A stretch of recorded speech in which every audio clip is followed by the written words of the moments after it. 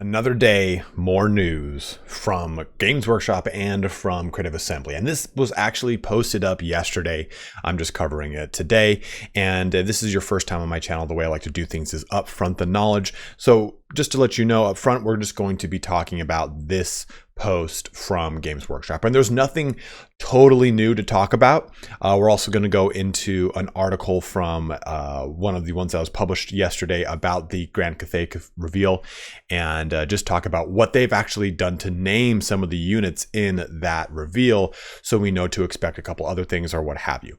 If you wanted to find out any cool, critical, new information, there's really not a ton to go off of in this video. I'm mainly talking about the stuff that's kind of revealed to us in the last day or so from press releases, from Andy Hall commenting on forum posts, and from this GW post. But for the most part, it's nothing new. If you've seen the grand reveal and covered everything so far, then you're pretty much up to speed. This is just those that want to continue this hype train and find out a little bit more about the nuance and that part where you just dive into every little fact. This is what this is. So feel free to shut the video down if you don't want to go into that rabbit hole. But let's take a look here at this GW post and a couple other things, as well as some name reveals of the units that we saw in the trailer in some other articles. So taking a look at this GW post, it pretty much kind of gives us an idea of Grand Cathay and how it slots into Games Workshop's continuum, right? For a long time, Grand Cathay was always something that was mentioned in little side paragraphs or portions of the end times in little sentences here and there. Mainly, Cathay had the largest role in the Ogre Kingdom's lore, because the Ogre Kingdoms at one point had a very huge presence in Cathayan military as mercenaries, and they still do, or still did, hold that presence towards the end of the end time. So it'll be interesting to see if those ogres do make a comeback in the new and improved Cathay, as it were. So then they just kind of announced the trailer here. They got some follow-up questions, and it's mainly going into the first character, Miao Ying. And we see this character in the trailer. We do not see her twin brother, but it's cool to see some of the concept sketches here. And they do have the little Warhammer the Old World tag on them. So one thing to consider is, I know they had said at one point that it's also cool to see the repeating motif here, right? This crown, this hair, her hair. So it's cool to just see that layered on top of the transformation. I didn't really see it in the dragon in the trailer. In fact, here we'll scoot up here, mute that, jump to here. I guess, yeah, there's that crown. I didn't even notice it. When you see it as a static drawing, I guess it's a little bit more easy to notice. Oh my goddamn retro wave and tech house I keep listening to. Good Lord. But further down, you can see some other stuff here that it talks more about Meow as it sounds weird to say Meow, but how she kind of fits into the lore for everything. And mainly it goes into, the Storm Dragon Miao Ying is charged with defending the northern border from the relentless incursions of chaos. She commands the armies of the Great Bastion, a towering magical wall constructed by her father, the Celestial Dragon Emperor, that stands as a powerful vanguard against the ever-present threats to Cathay. And the article then goes on to talk about more of what we saw in the trailer. And we pretty much saw this shot, idealized in 3D, which is pretty cool. But then when we move down here, we see, it talks about the Terracotta Sentinels. And then we get, you might also be able to make out an Alchemist and an Astromancer, Cathay's two main magical swords. And they do actually have a little bit of that here in the video. We'll take a look at it in just a second. But you can see the concept sketch for the old world and how that kind of gets pushed into the Creative Assembly Total War Warhammer interpretation of that. And it's really cool, right? You kind of look at this and it looks like it's okay, hey, here's what looks like one might be a beard of some sort, as far as the illustrative kind of decorative faceplate, hey, we want this to kind of have a bit of a mustache. And I like how the one that Creative Assembly actually goes with has a lot more grounded stylization while being really fucking awesome. And just being exactly like Guan Yu. But as we go down here, we get more information. Cathay is a sprawling empire as diverse and eclectic as the empire of the old world, and amongst its ranks can be found infantry, cavalry, and war machines, as well as far stranger units. Now, in my big speculation video, really going off of a lot of stuff that Cobble U had drawn and looking into some of the deeper lore, there are so many weird eclectic units in Cathayan's older lore roster, like the monkey men, the ogres, like those hawk people. So there are a lot of different things. Remember, the east of the Warhammer world has a lot of crazy shit, like anthropomorphic lion people and in Ind, Koresh with its Naga people, its Naga snake men. So there are a lot of different things, and as far as different beastmen too out there. So I'd really like to see Cathay kind of get infused with some of those stranger units, and I do expect to see a lot more beasts, since, you know, this is going to be the only real human faction this far east. So I expect it to have a different variety of monsters to take advantage of. And we've already kind of seen that a little bit in the trailer, right? With the what I thought was the Qilin, and they're actually a different unit. We'll talk about those in a little second here. We get more concept sketches. Again, we get different variations with the crossbows, with swords, with halberds, with spears. So a lot of different variation here, as well as the armor as well, which is really cool. You get this, which looks like the guys who are riding the what I thought to be Qilin, and we'll get into those, like I said, in just a little bit. But it's really, what I like a lot about this is the heavy stylization, and I like that there is clearly a very elite portion of the army, right, with very awesome armor. And then there's a peasantry or a conscript style, militia style force, as they say in this video down here in a little bit, and how they have a very big difference, and how harmony is probably going to play into this from a combat mechanic, which we'll actually get into in the article that we take a look at, because it gives us a little hint at what they keep meaning by harmony. They keep bringing it up in the FAQ and in this entry, but they don't really say what that means. But we'll look at this PC article and it'll tell us a little bit more. But let's jump down into here, and this talks about this little portion where it says alchemists and astromancers, right? Let's jump into this. Press play. It feels like it's going to have some great magic. There's that guy. Wha-ba-bam! So that is probably an astromancer, right? Doing some sort of cool wind magic of some sort. I was saying in the release video, or the reveal video, that maybe that astromancer is some sort of support caster, but it looks like they might actually have some form of magic, or maybe some bound abilities that are unique to the astromancer.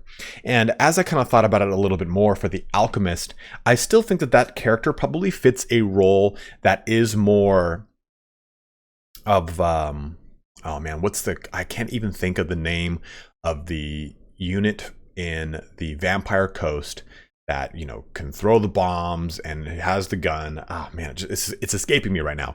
But that unit, or an engineer, something that is gonna buff up stuff, has activatable abilities, but also I bet it would have the ability, since it's an alchemist, to heal the Terracotta Sentinel. I bet you that's how it heals it. And again, speculation here, I have nothing to base that off of.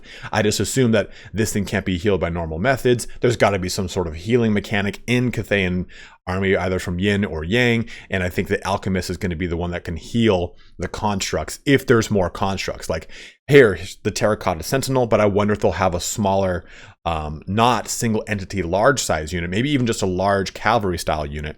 Well, cavalry, but large, like monstrous unit of like 16, right? Like a Crypt Horrors unit.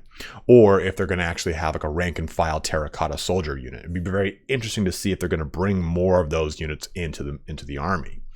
But that's a lot of fun here from this little ditty. Also, a pretty interesting fact here is that when they had first announced that Cathay is coming into Total War Warhammer 3 back in, March, they said it's not going to come to the tabletop. They said it's just going to be envisioned in Total War Warhammer. We're not going to really do it in tabletop. Then they kind of changed their tune and said, well, if it's very well received, we will. Well, now we get 8th edition rules. In fact, the Warhammer Studio went so far as to establish each and every unit for use on tabletop, including stats and special abilities. So you can actually now use this Cathayan army in 8th edition, is what it looks like. So it's very interesting that they're kind of moving that more along into what is probably going to be an old world release that brings them to the fore in some way, shape, or form. I don't think it'll be when Old World initially launches, because that's going to be the time of 5 million emperors, but I still think that they're probably going to factor it in later, depending upon how well it is received in Total War Warhammer 3. But the other portion I was talking about here was about the Cathayan nobility, the Cathayan ruling caste, right? Cathayan society follows the harmonious teachings of the Celestial Dragon Emperor and his equally powerful consort, the Moon Empress. They also happen to be two of the oldest beings still alive, predating even the arrival of the old ones. Now, we talked about this too in the launch trailer, but basically, the old ones kind of come about and they realize, hey, things are pretty cold here. We need to move the Warhammer world closer to the sun. And in doing so, warms up the planet. And there are these old ancient dragons, the earth dragons that went and slumbered underneath the crust, deep into the earth, and they pretty much are unheard of. These two, the Moon Empress and the Celestial Dragon Emperor, are those earth dragons, those ancient dragons from the time before time, and they clearly rule over Cathay. They're not gods, nor do they wish to be worshipped as such, but they are nevertheless so spectacularly powerful that they're quite detached from the day-to-day running of their empire, which falls to their children to manage, which is an interesting bit about their children up here a second ago. But what's interesting too is Andy Hall in a forum post said that they are not on par with a god such as Khorne or Tzeentch, even though that was kind of mentioned in the reveal FAQ. They kind of meant it as a form of like, hey, these beings are so divine and strong, we can't really have them in the game. And they're not like any of the Elven Pantheon characters. They're more in line with stuff like Sigmar, who was once an actual living being, or like the elder gods of the dwarfs, who are one-time living beings. So look at them on that light and not on the light of like Caleb and Shakane. Oops, that's 40k. That's 40k. Not on the light of like Assyrian or Cain and so on and so forth, who are like these actual cosmic divine beings versus, again, like Sigmar, who was once just a dude. So important to note that. But when it comes to children, there was a little bit here that I thought I highlighted, but I didn't because my brain's not that smart. Maybe let me type in insane. Oh, maybe it's. Thought that there was something about deserts in here, but I guess not. Maybe we'll just move to this next article. Haha. So this article here, it's right. It's in this article. This is from Game Watcher, and they kind of cover some of the stuff from Cathay's release. And this is the other portion I was going to talk about here. Go ahead and highlight that in green. So Total War Warhammer 3's Grand Cathay gives players a choice between two legendary lords. Miao Ying, the Storm Dragon, controls and sees to the stalwart defense of the Empire's northern provinces. Zhao Ming, the Iron Dragon, was entrusted the western part of the Empire, where he keeps the desert clans in order even as the other dragons question the sanity of their brother. So that's pretty interesting there, right? And I apologize for my allergies. They are always all over the place. But this little notion of keeps the desert clans in order even as the other dragons question the sanity of their brother. The other dragons. So I'm curious to see what that means there, right? We see Storm Dragon, we see Iron Dragon, and obviously there's the Celestial Dragon Emperor and Moon Empress. Those are the four characters that we know about, but are there more to be revealed and released? We don't know yet, obviously, right?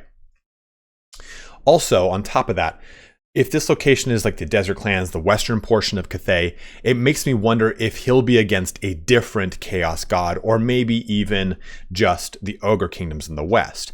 To the north, it looks like that's probably where Tzeentch is in the northern portion north of the Bastion. Well, in the west, is that where Nurgle is? Is that where Slaanesh is? Or is that just where the Ogre Kingdoms are? Or is he just kind of mitigated mainly to dealing with internal strife within the Empire versus Miao Ying is about dealing with existential threats? So it'll be interesting to see how that campaign mechanic shakes out. In addition to here, we get in terms of playstyle, Grand Cathay favors defense. Its armies built to stand their ground and grind the enemy down through determined defense and firepower. At the same time, harmony has a major impact on their effectiveness. The longer they fight as a single and efficient organism, the bigger the bonuses they can unlock. So, I bet you that this has a mechanic something similar to the Realm of Souls, where okay, the more units you lose in the Realm of Souls, you click off different tiers that give you bonuses, right? Okay, this is going to heal your units. This is going to heal and resurrect your units. This is going to heal your units and resurrect them even more. Okay, now you can summon Ushabti. But I bet you that as long as your units are not routing or something of the sort, the longer they stay in positive morale or something, maybe even like a berserk mechanic, the more stacking benefits they get. Or maybe if a unit is within 40 meters of another unit and they both have morale intact, the longer they have morale intact, I bet you it results in an increasing benefit. It's probably going to be something like that, where you're kind of running that razor's edge of trying to keep your units together, cohesive, and in positive morale. So it wouldn't surprise me if that is such a huge part of the game, especially considering that if you are looking at the grand campaign of Total War Warhammer 3, it's going to be 2 human factions, Cathay and Kislev, versus nothing but fear and terror causing monstrous factions in the demons and ogre kingdoms, if that's what we're going to get, which I'm pretty sure we are, or even the Chaos Dwarfs, who would have stuff like the Kadai, the Bull Centaurs, all sorts of huge monstrous creatures. So we already get a lot of leadership mechanics coming out of Kislev, and it wouldn't surprise me here if we had that mirrored in Cathay. Another big thing here too is where units like the Jade Warriors and Celestial Dragon Guard, those are those two units that we just got named right there, make up their sturdy core, massive Terracotta Sentinels, which we know about, the Wu Jing War Compass, which I think is this little guy, right? That globe, that not floating globe, but globe that is pulled by horses, and then the Great Jade Longma Riders provide much needed support. So moving from the article to this picture, I had thought that these guys right here was Creative Assembly or Games Workshop's interpretation of Qilin. And those are basically, Qilin and Kirin are very interchangeable. Like I was saying in that previous video, think of them basically as scale draconic horses. But it looks like they're instead going with Longma, which are fabled horses, dragon scales with wings. So a different creature altogether. The Qilin I would have envisioned running on clouds of the sort, something like that. So very interesting to see that is not Qilin, and maybe they're going to still use Qilin, make them a single entity mount for, say, heroes or lords, and have it be a larger actual creature. Who knows? But Longma is a pretty obscure thing to pull out of Chinese history, so it's a pretty interesting one, and I didn't even see it coming. So I was like, what the hell is this thing? So that explains that, and we again get some names for some of the other units. One other little quick speculation bit I want to kind of go into here, though, is this picture here. And this is on the very top of the FAQ. We get some pictures over here on the left, or I'm sorry, some units on the left over here, but mainly these guys, who are clearly a cavalry style unit, unlike anything that we've seen so far.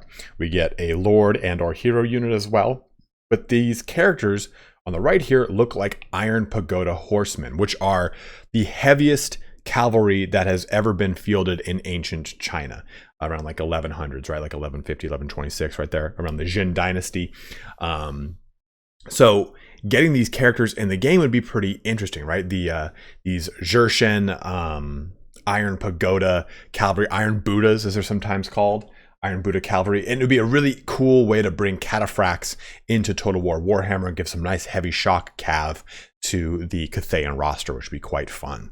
And then one other little thing I want to look at here, and this is just kind of like, oh, this is an actual picture of that armor and what it looks like, and why you get this kind of repeating armored collar motif. You also, if you've played Ghost of Tsushima, you've seen this for some of the Mongolian characters, which would have come after the Song dynasty. So you get this already existing in history, and we already have the beginning of this design direction being brought into Cathay with its foot soldiers. And with that one drawing we just saw, I could see it easily coming in with some cavalry.